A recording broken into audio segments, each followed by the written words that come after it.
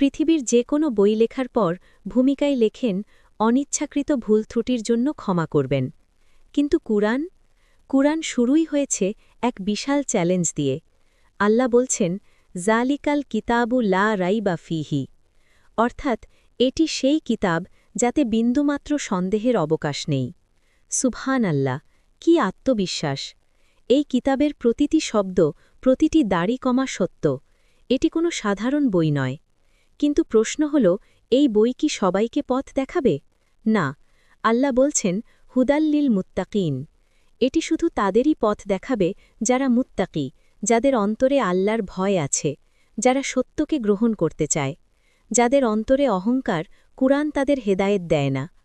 এখন প্রশ্ন হল, এই মুত্তাকি কারা?